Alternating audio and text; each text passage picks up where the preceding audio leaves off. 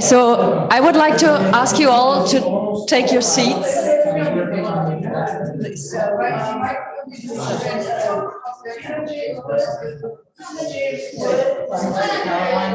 Okay, can I?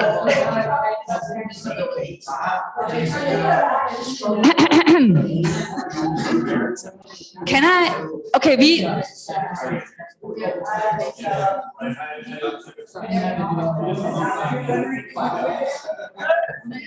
Good evening. Yeah, okay, I'm sorry, we are online, so we have to start. Okay. Okay, good evening. I'd like to welcome you to welcome you all to an opening event of our conference, which is also a closing event. The people online cannot see this, but the people that are here can see this. For obvious reasons, we decided to dedicate our semi-annual exhibition to photographs taken by an artist from Ukraine, Taras Bychko. The exhibition was curated by Pavlo Kovach. Both of them are online and are joining us online from Ukraine. And I also welcome Garry Krayevets, who will give us a talk on Ukrainian photography and street art and give some introduction to the exhibition. After this, we will have time to discuss with you people in the room and the people who are joining us online. You can also discuss with us by putting your questions into the Q&A section. Oh yeah, okay, you can, hello. A very warm welcome to you too online. And we have, let me add that, a silent member, our colleague Misha Gabowicz, who will help translate, since Taras Bychko and and Pavlo Kovach would like to talk to us in Ukraine. So Misha will help us translate that. I will skip the longer introductions. For that, you have our little brochure where you can look up what the people who are talking to you now have done, and you can see that on the walls. And without further ado, the floor is yours, Garry. I'm looking forward to your talk. Yeah, thank you so much. Привіт, хлопці. Дуже радий вас бачити. І якщо вам потрібно переводити, то кажіть, як буду. Раз, дякую.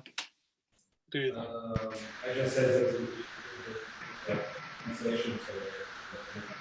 So I prepare like a lecture for 30 minutes about Ukrainian art, and I can start with this lecture. And after this, we can conversate about the exhibition.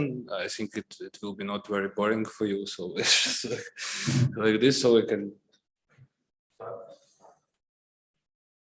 So today I want to talk about Ukrainian art, but first of all, it seems to me that I will be in a beautiful coincidence that just only Ukrainian men artists are participating in this exhibition and in this event for today. And you know, for reasons to all, not everyone could be here. And just a few months before the start of the war, I was preparing for a lecture about like what is to be a male subject in Ukrainian art.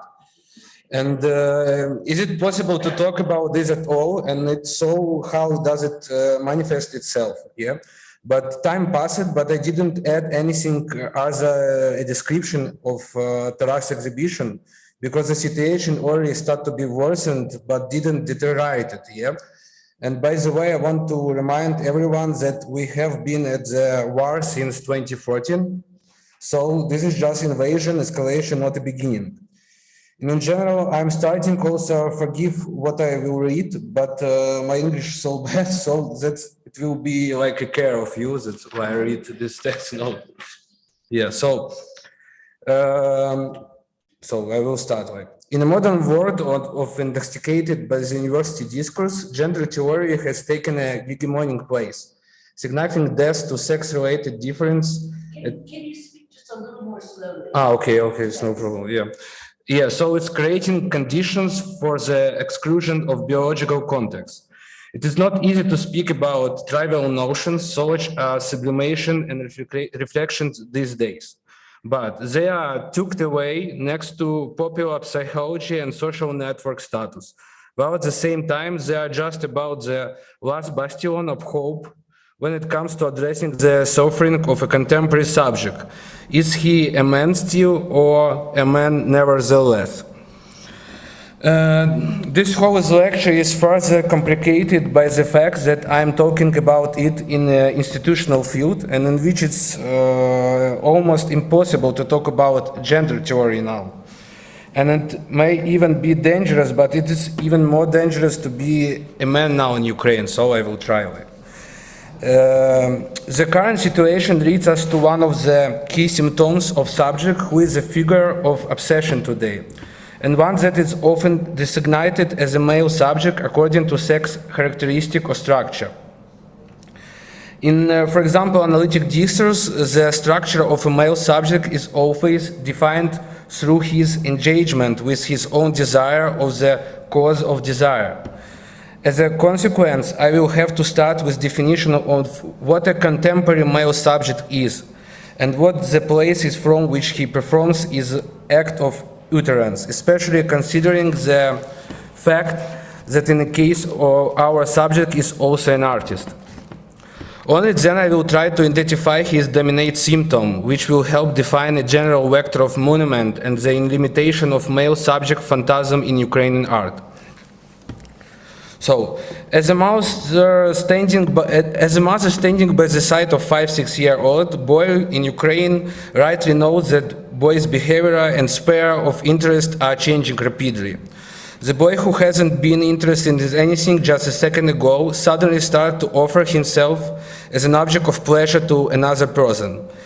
An awkward child who used to be laughing all the time suddenly, which we cannot say now about Ukrainian children, want to seem more grown up and feels tension from the looks and voices of older men. A major tone occurs simultaneously the lifting and old role of some sort, or to be more precious, that young subject refusal of a pleasure to which he used to blindly devote most of his time. He starts to hide his anxiety around other men and simultaneously becomes genital. This transition can help us identify a key position in defining a male subject, namely, what is it that he is lacking? And the answer he is right in front of us, or to be more precious, is based on everyday observations. It is in the very moment when a boy already enters the language, starts to speak, which is to say, he gets to know culture and the world order, he starts to deny himself pleasure more and more often. And here many see the importance of the role of culture in punching instincts aside in the moment when a young subject starts to behave properly in a civilized and even pragmatic manner. However, in one of his seminars, Jacques Lacan raises an important question: who has ever said a human was ever uncultured? Since it is the stage that subject gets connected to a symbolic network and become posed with ethical feelings rooted in a taboos in the form of moral consequence. The symbolics becomes some kind of a partition separating a male subject from pleasure, and accordingly the subject is not an infant anymore. It is not only analytical but also social discourse that makes a separate pleasure depending on a gender definition. So today the difference between the sexes are being erased. It goes without saying that female pleasure is either grasped by a female subject. Moreover, a female subject is even required to apprehend it, but patriarchal discourse and social institutions such as marriage, school, and other traditional norms and settings. So, the psychoanalyst Alexander Smilyansky notes in such a context that allocation of male and female pleasures to their separate territories renders a man unable to even more towards the female territory. This is exactly what becomes the main reasons for defining inequality between sexes. The whole myth of inequality is born here, in this rather uncomfortable position, than instigating conservative discourse to create new construct for suppression of women by repressive male hands. Hence, I also said about this because now in Ukraine what happened, it started to become for this discourse, like we need to come back. That's why I said about this, like all this stuff, yeah? And in these words, the very moment a man is able to refuse a pleasure, and if he does not, he is invariably reminded by the state, religion, military conscription compelling him to refuse. He starts to lack something. A male subject gets into imaginary construction where he thinks that his refusal of pleasure makes him attractive to other genital women, since what could possibly attract them more than purity of denying oneself pleasures. An even worse kind of trap is that a young man sees it is a path to becoming a real man. This is the source of enduring practice of shared cigar smoking, hunting moments, other extreme activities, or made invasion for Ukraine. That we have arrived at the main issue, the understanding of what man lacks. The man lacks a man.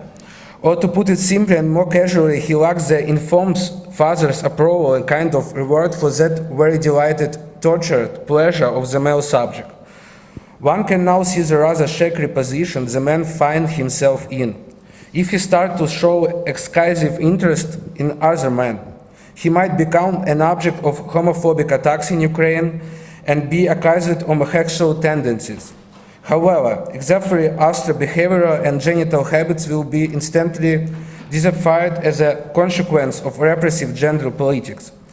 In this case, a young man will be thrown overboard from culture, life or stranded on the small unsingularity island of the right-wing discourse, filled with suspicion, arterness, and even manic faction of homosexual manifestation.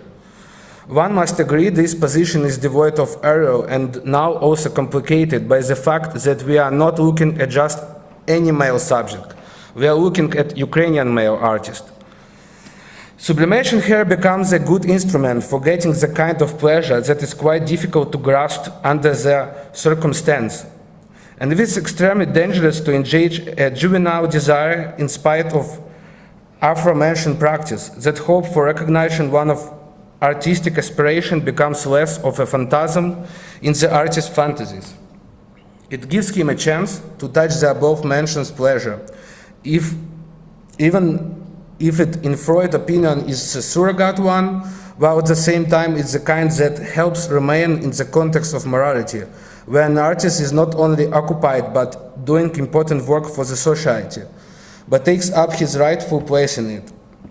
Consequently, on the hand, it might seem that the artist's hands create objects of collective value for society, and they are those protected, definied by the institutions. On the other hand, in the hands of the artist, sublimation becomes a powerful weapon against his own horror and fear, accumulated in every one of us and demanding to be channeled. However, in the perspective of sublimation, we can slip into the proverbial enthusiastically certified, in which case what is different between an artist's work and the actions of other for frequent therapy groups or circles making clay cups, papier-mâché, etc. And first of all, what I want to show you from Ukraine art is Stas Farizlovsky and his series about which name like Dick Art. Stas Farizlovsky for me is like one of the most important artists in Ukraine. Unfortunately, he was dead like maybe 5 years ago. But what is right on this picture is Dick, if you like translate. That's why his name like Dick Art. So, Stas Farizlovsky Dick Art series were under the guise of naive art. He works with his own anxiety, arising from his life in a province. However, these works have something that does not allow us to qualify them outside art, but rather invokes the notion that it's through them that the author is able to grasp a pleasure that it is untenable for a pedestrian neurotic who sits in the dusty office of Psychological Center with paint in his hands. It's not just about Stas presenting himself as an artist, but about him talking actions subjected to taboo in everyday life as well. He writes Dick in large letters that satisfies the most represented childhood desire and created now object with sexual subtext, inspiring envying admiration in the viewer. In these areas, one can trace a principle of psychological protection. The artist finds within himself a kind of desire which he is better than the viewer at developing, and which he is then sublimated in an object to help himself receive additional pleasure alongside recognition, since the object becomes a socially meaningful artwork. However, we know well that it's impossible to fully satisfy this desire. In other words, sublimation is always a scenario of two, when one, the artist, isn't fully satisfied, while the other, the viewer, starts to find desire within feeling is nurturing in his stomach, or her stomach. It is here that envy arises combined with admiration and feeling of saturation from the viewer who, having seen enough of the other love for an exhibitionism that is directed into the void, has been unable to catch his gaze, has received satisfaction from this, and having exhausted his own attention walks away. It seems that if in Stas' works we lose the meaning guided by morals or the ideas of what those should be, so it's also very important now, in a famous idea of pastoral and praising the sublime disappears, leaving only estrangement, which is exactly what our further concert will be. And whole world want that we are now come back to these pastoral things. But we can likely see this estrangement starting already from Duchamp times, a departure from the meaning idea and correlation with the non-existing other. After Duchamp, art is not longer an idealization, in turn is sublimation, because in it satisfaction mixed and sublimation turns back to meaning. That the object of art becomes a man's means of mutual satisfaction through irony, comedy, and post-irony. So Stas Verizlovsky was very post-irony man.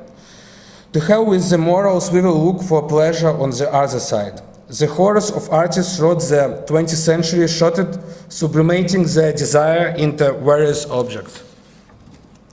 However, after 2014, the male Ukrainian artist found himself in a very vulnerable position. As in the time of war morals, duty has once again become an important coin in the discourse of the master, and certain need for the militarization of society that has to do with the threats from the outside. Men are made to sacrificially refuse pleasure in favor of the father's name. Apart from the fact is that it's unclear where he is and what he does, the father function in the Ukrainian context smells of colonial discourse, while conversation about brotherhood sounds like treasons, insult, chauvinism, and unreasonable feeling of guilt. As a result of this context, it becomes even harder for the male subject to hold his position. This is motivated not only by the structural particularities of an obsessive neurotic, but also generally poses as a danger to his life. The first vivid example of this has been undoubtedly the far-right extremist attacks on the exhibition of the anarchist artist David Chichkan. I can also show this. This is also a work about from Stas Verizlovsky. And sorry.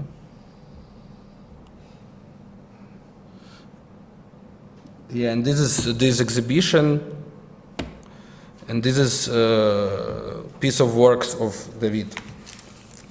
However, his artist practice is rather an exception within the general context of the national arts created by men. Are willing to support a certain vector that had to do with activist art, one more pressurely that impossible of doing it. Ukrainian male art is working towards perverse phantasm, a typical tendency for the observed subject. In this case, we take a step back in a way, returning in the art common to the artists of modernity. Especially since we also live in a modern time, sometimes called the new Victorian age, and the fourth way is the time of pandemic or information hegemony, or the time of the third world. Activism is not working off the stage, but it becomes a female subject prerogative in Ukraine. Several female artists who engage with this here immediately come to mind, Maria Kuryakovskaya, Valeria Zubatenko, Katerina Risavenko, Dana Kaverina. Meanwhile, when it comes to men, a certain technication occurs. I understand the perverse phantasm as a certain relationship with an object, that good old relationship based, of course, on the very desire we have discussed earlier. This means external recognition and not of the. We have the same view and values type, as so often happens with activist art, which generally tends to identify with the view. The relationship vector is seen in a different archaic sense, when the viewer admires the artist's sublime brushstroke, or better yet, the figure of the artist at work even more than art piece itself. In the case of artist's perverse phantasm, one should not see such art as that violates norms or foundations. In all likelihood, it is about the very model of engagement with the object and the format in which it's displayed. Documentation, photo fixation, like you see on this exhibition, the documentation of life on a real life, a story of a simple person, fictional myth and narrative, showing fragments of the narratives, paintings, the masked as marginal, or simply video art on a loop. All of this constitutes a perverse regimen of the translation of reality used so masterfully by the obsessive neurotic, the hero of our time. The main idea is that the viewer must be ready to wait potentially for satisfaction that would attack him at the worst possible moment. Therefore, philosophy and simulationally the herald of such art for me was the documentary non-fiction novel by Leonid Vaitsechov, entitled The Book Projects, filled with the artist's analyst ideas, desires and fantasies that would never be fulfilled. All the reader is left with is to fantasize about how it could have been, to dream as the creator once again fails to do what has been planned, as something stands in his way. It feels as if he is reflecting at the same time collecting his ideas in a box, receiving pleasure from and compulsive desire to keep it all with him. The entire book is filled with an endless position for hoarding along with an over-hatred towards the most successful other. Vaitsechov is estranged from his art. I can also show some work.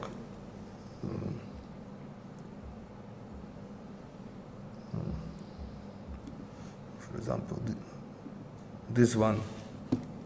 It's Leonid Vaitsechov. It's the name of this work is The T-shirt is close to my body.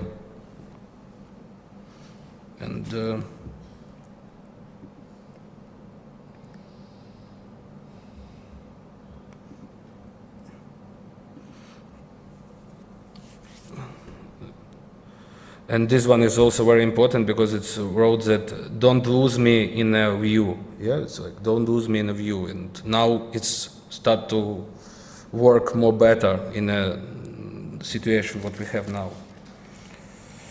So Vaitsechov is triggered from his art. He looks at from afar, enjoying the fantasy of objects. Perhaps the author want to implement all the planned projects, but appropriated the anxiety of the successful other standing in his way. The box will remain closed. So it's just the same I can said about the Taras works, like which I saw. So that does concept help, analytical concept help located the moment when male Ukrainian art started to change. Artists have made a certain U-turn and started representing themselves in a whole different way, with the reassessment of the situation, or rather the boundaries established for all. We started to see a new role for the man in art. Meanwhile, as always happened in the darkness of our own reflection, you start to fight first and foremost the master's position that side deep within you, and thus organize protest against yourself. One of the important works in this direction is who are all these people that have seen the same landscape. It's the work of Futimsky. That's not this. Is this work? It's work of Yaroslav Futimsky. A video on a loop, a landscape with a lone artist standing with a torch in the background. The very conditions remind of ritualistic mastery play or some kind of sacrifice. But it is not that important. Central to the work is silence, emptiness, the gap that both attracts and scares us all. We see a jump into the past, Ukrainian art's historical geographical turn that has to do with gathering, turning, and supplying the archive, as well as endlessly documenting different actions, unfollowed desires, and empty treats. And that's also what I saw in works of Taras. The metaphorical meaning of Futimsky's work echoes such a work as Disciplined Vision by Lada Nakoniechna, Small House of Giants by Nikita Kadan, and Open Group, which one of participants is Pavel. And maybe Pavlo said something about the work which name Untitled. It will be very interesting because I think that it's cinematic with all of this, what made Taras. And many other created in Ukraine in the past 5 years. In all of the works mentioned above, the same space units the narrative that clash, destroying any kind of monopoly on historical memory through their confrontation its first, and forms the crushing blow the decommunization project and the activities of the Ukrainian Institute of National Memory. The main focus of the works is directed at the integrating of meaning, the creation of endlessly complicated blob of ideas concentrated on the key question: who am I? I am a Ukrainian artist. Continuous soul-searching and the fabrication of the object of the internal rather than external reality of somebody absorbed with their own dreams and doing everything to avoid taking concert action. And I think that now we start to answer for this question, who am I? And it's undoubtedly a reaction of male art to itself, looping of the kind where the line between the subjective and objective reality starts to blur. Such action has led to the arising of the boundaries between male and female. Having been immersed into reflection, the male figure started to cry and felt the symptoms of hysterical inside. And they also why I think that that invasion is not go how the Russian wants that it will be, because we start to feel this. We start to cry, and still difficult to tell where it's going to lead. But one can already see a certain giveaway game of a male subject playing with queer culture. A wonderful manifestation of this symptom is Antigona's works, which was very important also, and it was the name and the story of disease. It's presented in Pinchuk Art Center. Placed in a semicircle, I can also show this work. You see semicircle. As the monitors displayed, artists directed porno horrors, but now it's look not like horrors, it look like real life, so it's changed. But it was the porno horrors replicating various bodily practice of violence. This practice are shown is a form of docudrama, where the line between acting and reality blurs.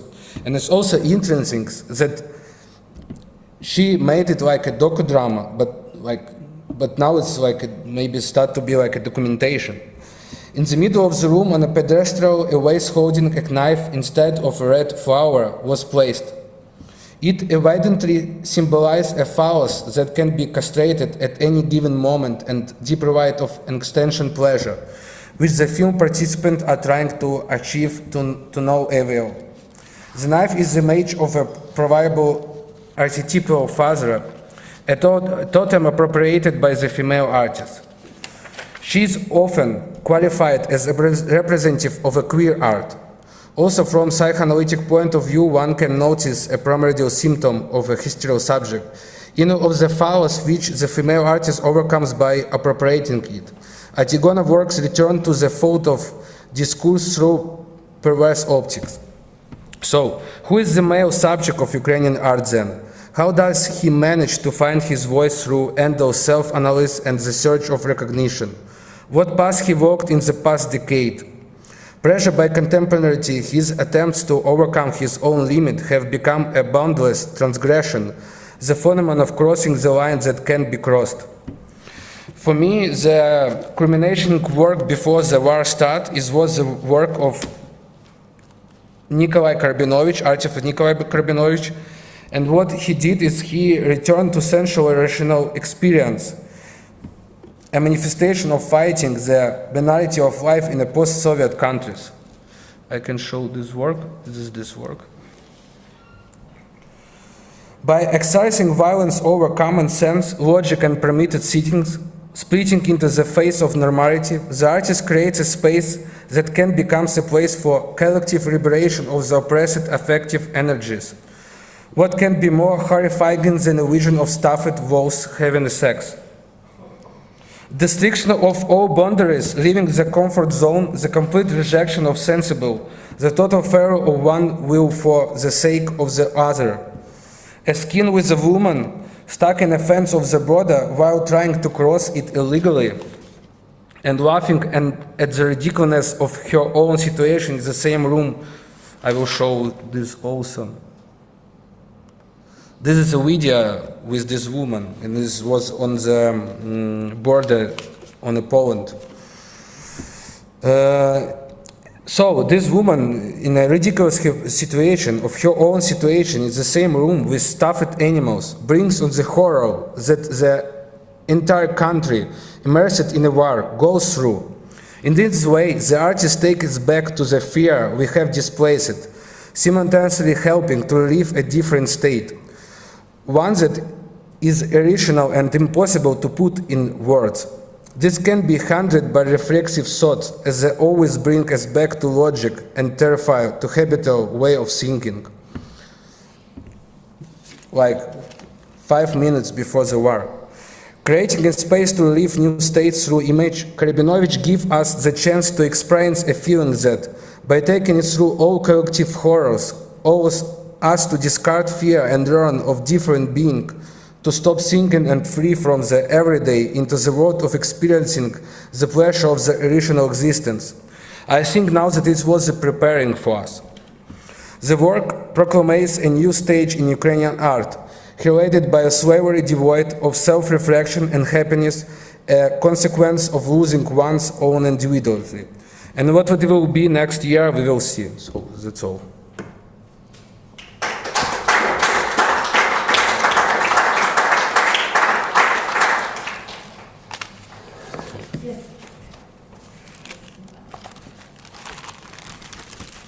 Thank you very much.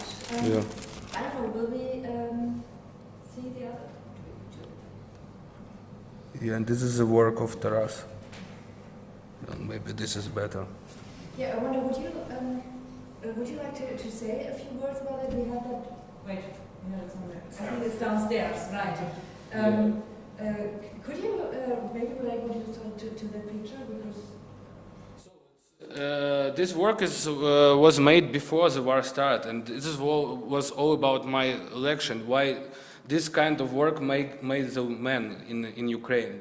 Yeah, you see that this is like some objects you can put inside this object and something like this. So that's why I prepared this lecture, because I think it's very close to the works of Taras. Yeah. And maybe you have questions from lections, or I don't know, like. I think we have the first question by Martin Chan. Just a point of information, the very last image you have shown us, the woman at the gate of the Polish border. What was the date of the production? Sorry, I didn't. What was the date of the production of the artwork which you showed us last? It was of Antigona? Of what work? The Polish border, the woman at the Polish border. What is the date was? You can ask the artists here. Yeah. The video from 2009, but the whole exhibition. Yeah, thank you. The video was from 2009, and the whole exhibition was last year. Last summer. The image was 2009. Yeah. Admiring your prophetic Yeah. So maybe it will be interesting if Pavlo said something about the also work of Taras and also about work of open group which untitled. Yeah, it will be. I think it's very. Hello, everybody.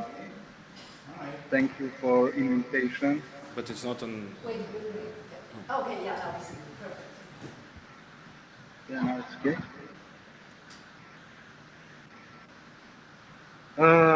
Yeah, so now it's hard to talk about art for me, for example.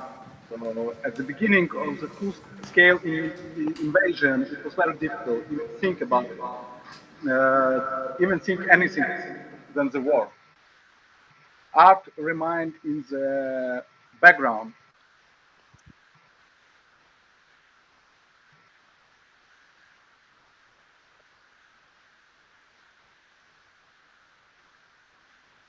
Хочеш щось сказати?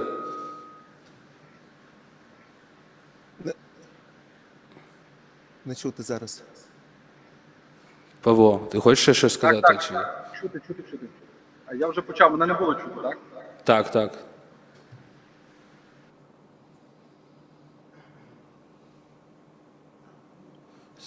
Тебе не чути.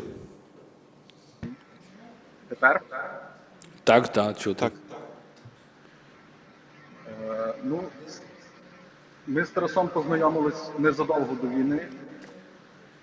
Ми з ним організовували першу виставку в Львівському муніципальному мистецькому центрі.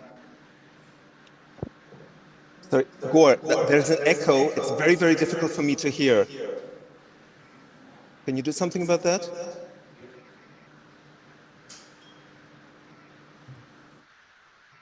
Yeah, now it's better. So Pavlo said Taras and I met very shortly before the war, and we organized our first exhibition at the Municipal Art Center in Lviv.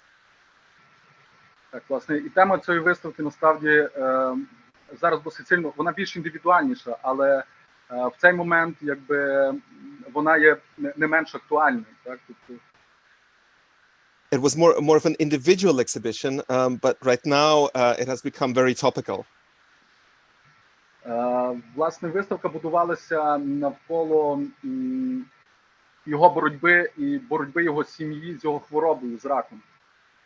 Oh, so this exhibition revolved around his struggle and his family's struggle with cancer. В певній мірі зараз, але не так індивідуально, це обширна проблема з усієї України. Ми боремося з іншою раковою пухлиною, як Росія. And right now, all of Ukraine has a new problem. We're all fighting against the new tumor that is Russian aggression. Я не знаю, може Тарас хоче декілька слів, власне, про ту виставку сказати, і ми потрошки будемо переходити до теперішньої виставки, яка відбувається. Maybe Taras wants to say a few words about that first exhibition that I mentioned, and then step by step we can move closer to the exhibition that you can see now.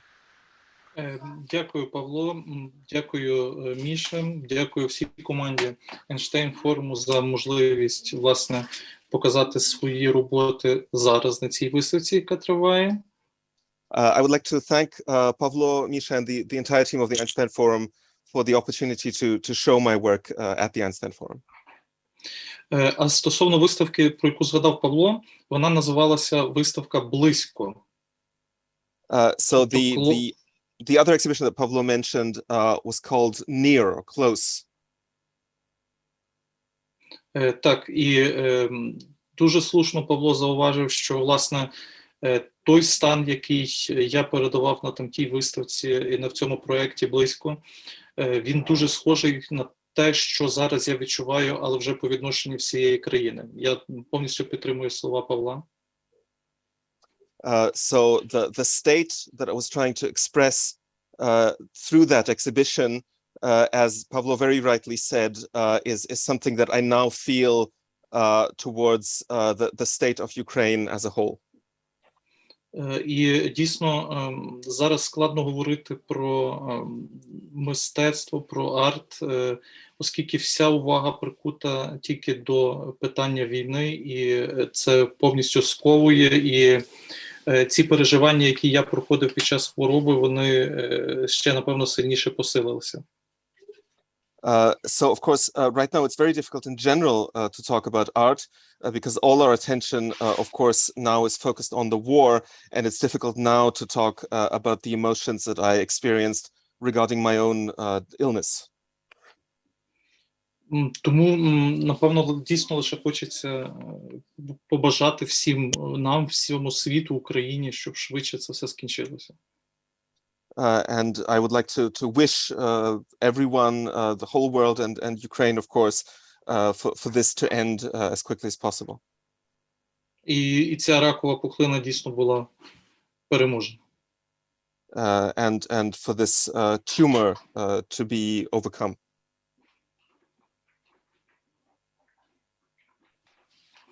Так, дякую.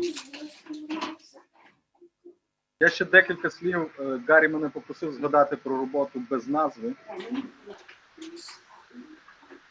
So I would like to say just a few words about this work without a name. Untitled є. Untitled, yeah. Це робота відкритої групи, яку ми почали в 2015 році. This is a work by the Open Group that we started working on in 2015. Більшість робіт відкритої групи – це такі проекти в часі, вони якби розвиваються. Там є певний початок, але нема фіксованого кінця. Відповідно, цей проект так само триває до сих пір і став ще більш актуальнішим. So just like most works of the Open Group, this project has a fixed beginning, but no real fixed end, and it actually continues until now and has become, in a sense, even more important now. Окрім того всього, з 24 числа цей проект став неможливий до виконання. And since the 24th of February, it has become impossible to implement this project. Взагалі саме тіло проекту складається з таких основних, це нові знайомства. Якби. Відкрита група собі поставила питання. Є певне число, є певна кількість людей, загиблих в тракті війни. So the body of the project can be defined as the question of new acquaintances. And the question that we asked ourselves is it possible to define the number of victims of the new war? Відповідно, для нас це якби число. Загинуло там 10 тисяч, 20 тисяч, 30 тисяч, 100 тисяч. Це приймається просто як одне число. Це не приймається як кожне конкретне життя, історія тої чи іншої людини. So we talk about 10,000, 20,000, 30,000, 100,000 people dying. And when we talk about this in this way, what we hear are simply the numbers. We don't hear the specific stories of specific people and their lives. Власне, ми задались таким питанням, яким чином для себе ми можемо, скажімо, більш реальніше відчути цю трагедію, так? So the question that we asked ourselves is, how can we just for ourselves attain a more authentic feeling of this tragedy that is happening? Із 2015 року ми записуємо ці наші нові знайомства. Тобто ми знайомимося з новою людиною, але це не просто знайомство. Тобто ця людина, яку ти згадаєш. Так? Тобто ми записуємо число, ми записуємо місце, ми записуємо якісь декілька фраз, які би нам нагадали про цю людину. І таким чином, з 2015 року ми ведемо цей список. І наша мета була дійти до кількості загиблих на війні між Росією і Україною. Так. So since 2015, what we've been doing is we've been writing down details about every new acquaintance. We write down the date and place when we met this person. We write down something to remember them by, a few sentences. And our aim, and we've been keeping this list since 2015, and our aim has been to eventually reach the number of victims of the Russian-Ukrainian war. Ну, власне, тому я зараз говорю, що, напевно, що неможливо закінчити цей проект якби нами, та? тому що кількість загиблих на теперішній час є дуже велика, і нашого життя просто не вистачить. Не вистачить цих нових знайомств, щоб дійти якби до цієї цілі. So this is why I said that it's now become completely impossible to finish this project, because the number of victims by now is so high that none of our lives will be long enough to ever reach that number of new acquaintances. Важливим є те, що ми це не робимо кожен день, ми пропускаємо, ми забуваємо про війну, коли знаходимося у війні. So what's important is that we don't do this every day. Actually, sometimes we forget, and living inside this war, we sometimes forget about the war. Якби таким чином наш мозк ніби охороняє, робить війну нормальною, і це страшно. And in this way, our brain protects us from the war. It normalizes the war, and that is terrifying. Так, ну власне, і коли ти кожен раз записуєш нове знайомство, ти постійно якби перебуваєш якби у війні. Ти розумієш, чому ти записуєш це нове знайомство. Ти, ну якби ти по суті співкладаєш живу людину і мертву.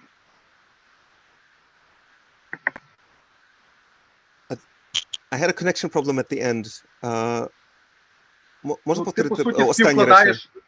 Ти, по суті, співкладаєш, ти постійно знаходишся в напрузі, так, коли ти фіксуєш нове знайомство, ти пам'ятаєш про, якби, ти заповнюєш місце загиблої людини, живої людини, так?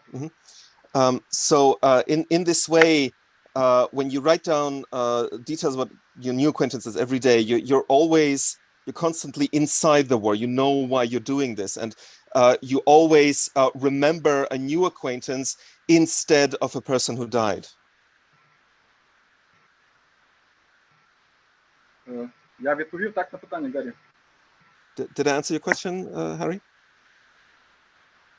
Можеш сказати от свої почуття, що ти відчував до початку війни, тому що от для мене роботи Тараса, вони були такі, як те, що я відчував теж до того, як війна почалась, от, ну, зараз. Тобто я бачив те ж саме, і, мабуть, я теж ну, відчував цю хвору, про яку ця робота і ця вистава, да? Could you say something about your feelings before the war? Because when I look at Taras's work from before the war, I have the sense that I felt the same kind of illness that you were talking about. Тарас, це, напевно, швидше до тебе питання. Taras, maybe this is a question for you, rather. Насправді я не переконаний, що я усвідомлював повністю всій мірі, що я знімав, і чи я перечував цю війну. Ця напруга, про яку говорить Гаррі, вона дійсно тривала з початку неповноцінної війни, а з анексії Криму, але це можна теж сприймати початком війни в Україні. So, to be entirely honest, I'm not really certain exactly what I was photographing there and what I was feeling from the start of the annexation of Crimea in 2014, which was really the start of the war. І це, мабуть, якісь такі підсвідомі речі, які заставляли мене брати камеру в руки і йти фотографувати документальну фотографію, стріт-фотографію. So maybe there was something subconscious that was forcing me to take my camera and go and shoot documentary photographs and do street photography. Оскільки, напевно, найбільше задоволення з зйомки на вулиці, коли ти не ставиш якоїсь чіткої собі мети, але все ж таки йдеш і, як люблять фотографи говорити, художники, ти пливеш по вулиці. So what gives one the most joy in doing street photography is when you have no specific aim in mind when you start doing it. As photographers like to say, you swim through the streets. І, власне, виходячи на вулицю, ти не знаєш, що очікувати, але ти знаходиш сюжети, напевно, які десь знаходяться в тобі в підсвідомості.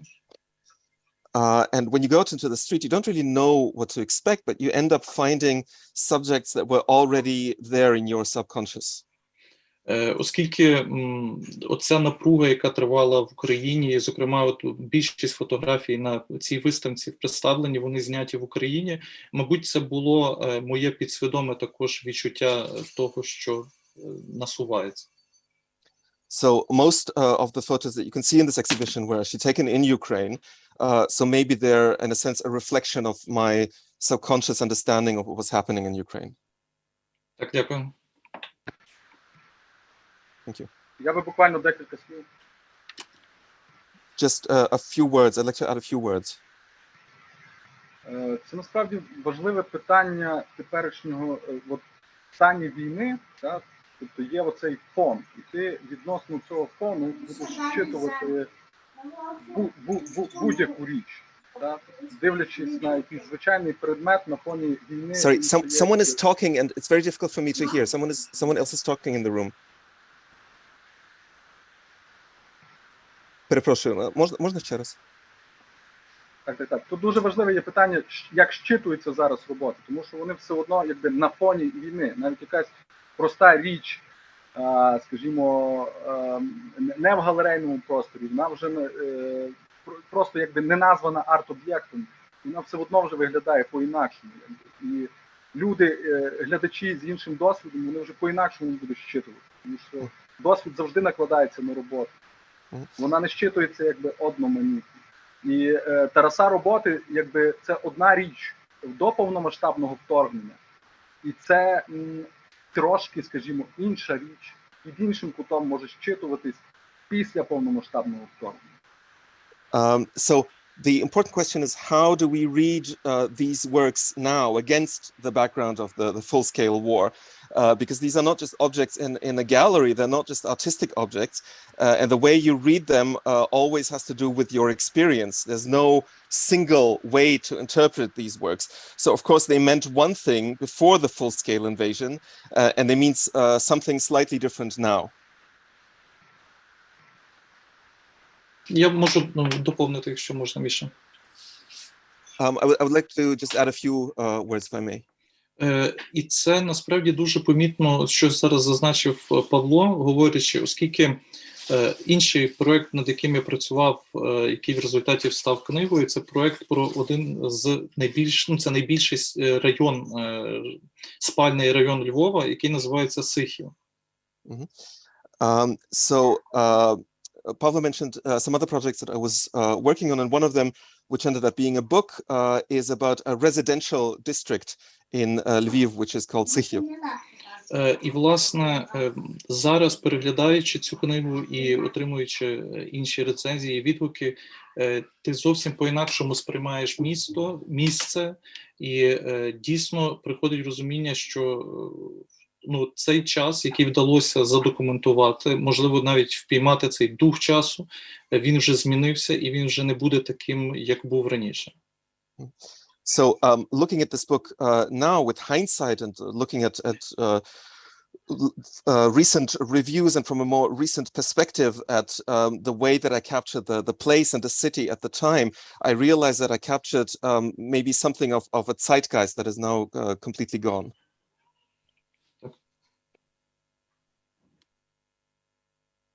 Дякую. Thank you.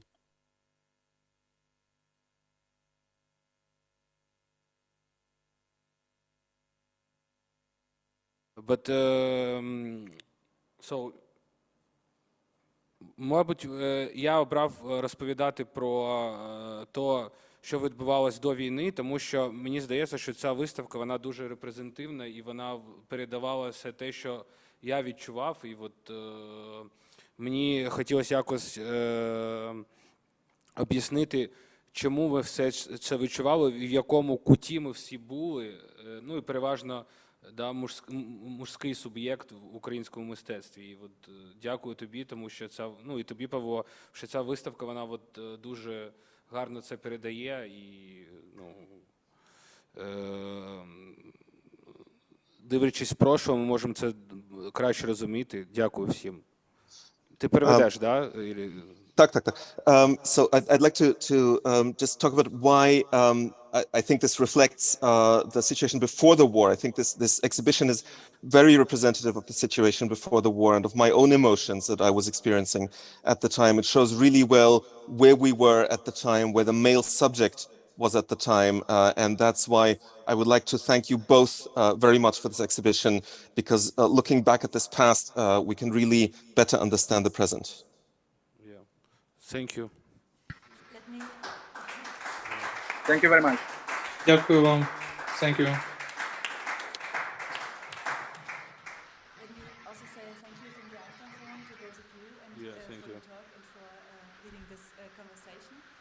I would like to invite all of you to come back tomorrow at 11 when our conference on Jeanne Marie, the resilience of enlightenment, is starting with lots of interesting talks. You can find the program downstairs or on the internet, and we'll also be in hybrid form. And I hear yes, and of course, of course, and thank you to Misha for your wonderful translation, doing a wonderful job despite of COVID. We appreciate that very much, and of course we would, all three of you online, would have loved to have you here, but it's good that we could do it at least this way. So that's it for today. Hope to see you, all of you, at 11 o'clock tomorrow, and